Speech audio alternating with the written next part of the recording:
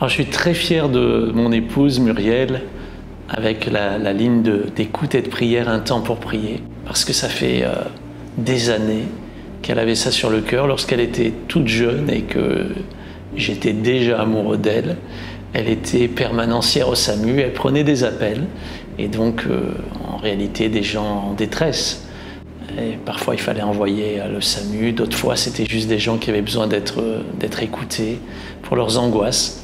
Et on est devenu pasteur, on a servi le Seigneur, on a fondé le Top Chrétien et fait beaucoup d'œuvres, mais elle avait toujours ça sur le cœur, créer une ligne d'écoute et de prière. Elle m'en parlait et je suis très heureux qu'il y a quelques années, elle a pu démarrer ce service qui est animé par des bénévoles qu'on appelle des écoutants.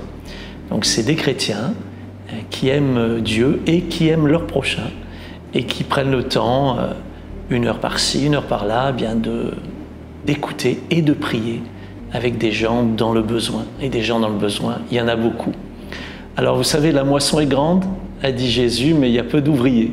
Priez le maître de la moisson d'envoyer des ouvriers dans sa moisson. Et aujourd'hui, c'est une équipe d'une vingtaine d'écoutants bénévoles. C'est déjà super, mais c'est pas suffisant. Et je sais que ça serait vraiment super que l'équipe puisse s'agrandir.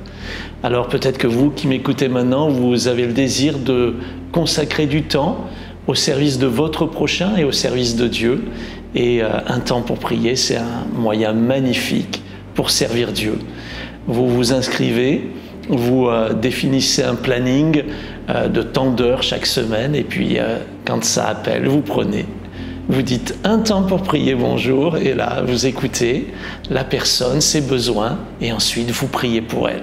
C'est vraiment simple, mais c'est un service super. Je suis reconnaissant à mon épouse, mais aussi à chaque écoutante, à chaque écoutant, parce qu'ils font un travail formidable. Et comme dit la Bible, leur travail ne sera pas vain dans le Seigneur. Ça fait partie de ces choses qui, parfois, sont invisibles, cachées derrière la scène, mais tellement, tellement utiles pour le royaume de Dieu. Alors je prie que des ouvrières et des ouvriers se lèvent pour la moisson. Et si vous ressentez cet appel pour servir Dieu, eh bien venez consacrer peut-être une année, une prochaine année ou les prochaines années à prendre quelques heures par semaine pour écouter, prier, faire du bien aux gens et servir Dieu. Merci, on compte sur vous.